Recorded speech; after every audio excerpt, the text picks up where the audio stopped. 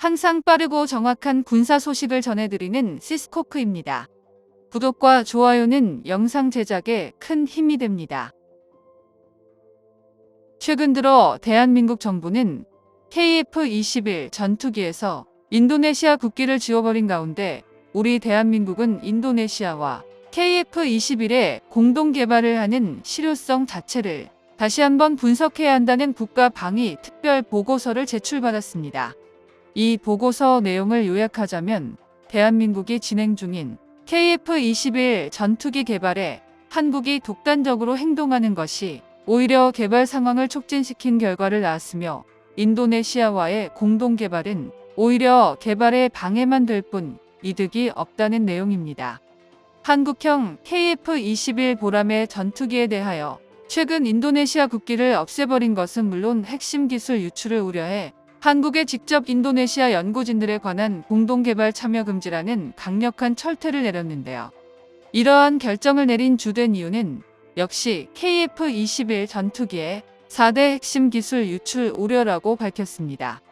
특히 가장 문제가 되는 건 인도네시아가 지금 KF-21 전투기 대신 인도네시아산 전투기라는 자국산 전투기 개발에 KF-21 전투기에 들어가는 핵심 기술들을 대거 적용하고 있다는 의심을 받고 있으며 결국 인도네시아산 전투기 관련 사진들이 공개되자 전 세계 군사 전문가들은 대한민국의 기술을 도입했다고 입을 모았습니다.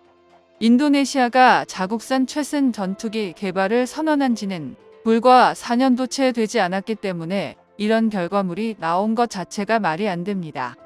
전 세계에서 가장 빠른 속도와는 한국의 KF-21 전투기 사업 구상과 기초 단계부터 형성 제작만 해도 10년이 걸렸는데 인도네시아는 한국으로 보낸 인도네시아 기술진들이 대한민국의 기술력을 빼돌려 인도네시아산 전투기를 만들고 있었던 것입니다.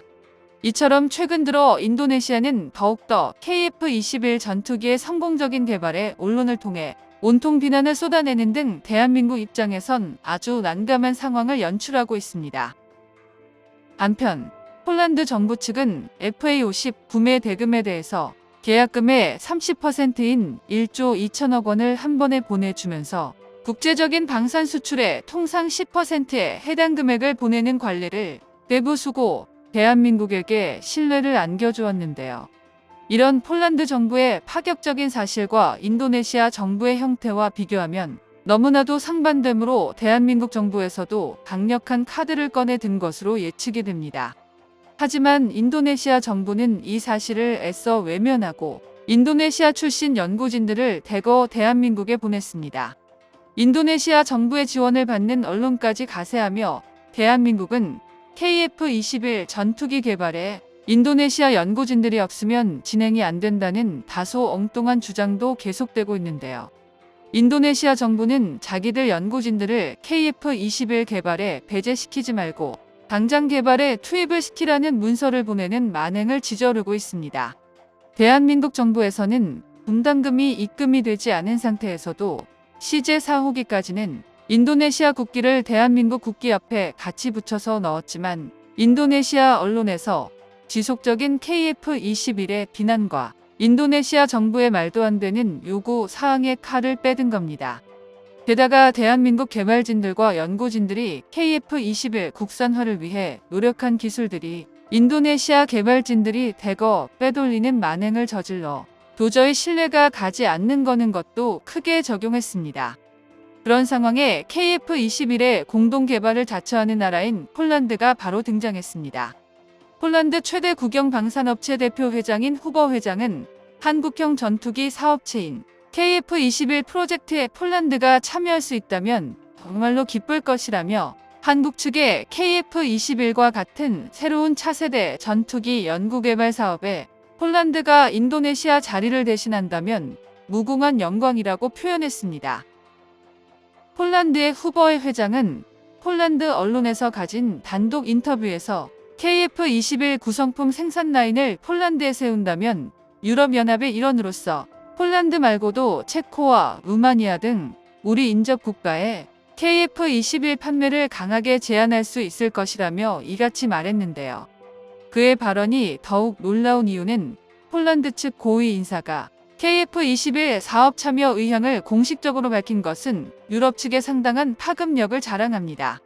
이에 대해 군사 무기 전문가들은 폴란드가 K2 전투나 K9 자주포, 천무 미사일, FA-50 파이팅 이글 등의 도입에 이어서 KF-21 전투기의 유럽 시장 진출의 핵심 파트너가 될 수 있다는 전망이 나오고 있습니다. 또한 폴란드 국방부 고위 관계자도 유럽 시장 공동 진출을 위한 대한민국과 공동 개발을 통해 서로 윈윈 전략을 하고 싶다고 했습니다. KF-21 블록1은 무기 수출 분야에서 4세대 전투기가 아닌 4.5세대라는 독특한 포지션을 가지고 있어 고성능과 가성비를 모두 갖춘 4.5세대 전투기로 탄생해 해외 수출 경쟁에서 굉장히 유리할 것으로 예상됩니다. 또한 이번 사건으로 미국산 엔진에 의해 해외 수출이 까다로워질 수 있다는 입장이 나왔습니다. 대한민국 최첨단 기술의 독자적인 확보는 KF-21 전투기 해외 수출의 가장 중요한 역할을 담당하게 될 것인데요. 국산 제트 엔진이 없으면 전투기의 정비 재현이라든지 KF-21 해외 수출이나 한국 공군이 운용하는데 여러 가지 제약이 따르므로 독자 엔진 개발을 통한 한국의 자주 국방을 달성하는 게 가장 필수적입니다. 폴란드 공군 무기 도입을 책임지고 있는 국방부 군비정책국장은 지난달 폴란드 국방부에서 가진 인터뷰에서 폴란드의 대한민국 KF-21 중요 거점지를 만들면 폴란드 지역 경제 활성화와 장거리 운송 비용 절감에 큰 도움이 될 것이라고 발언했습니다. 대한민국과 밀접한 산업 파트너십 협력을 통해 폴란드가 한국 무기 생산 및 유지의 허브센터가 될 수 있다며 폴란드군은 유럽과 나토에서 가장 큰 항공무기 수요자가 될 것이라고 재차 강조했습니다. 이처럼 폴란드를 통한 KF-21 전투기의 해외 수출 다각화도 기존보다 훨씬 빠르게 이뤄지고 있는데요. 대한민국 정부 관계자에 따르면 KF-21 전투기는 부품 국산화 진행도가 놀랍도록 상승하고 있으며 차세대 전투기 개발을 완료 시 전 세계 500대까지 수출 가능한 놀라운 잠재력을 보유한 상황에서 폴란드와의 협력은 유럽의 판매 거점이 될 수도 있다고 했습니다. 자주국방을 이루기 위해 노력하는 대한민국의 전투기 연구진과 개발진들에게 대한민국 국민으로서 대단히 고맙다는 인사를 하고 싶습니다. 영상이 도움되셨다면 구독과 좋아요 부탁드립니다. 이상 시스코크입니다.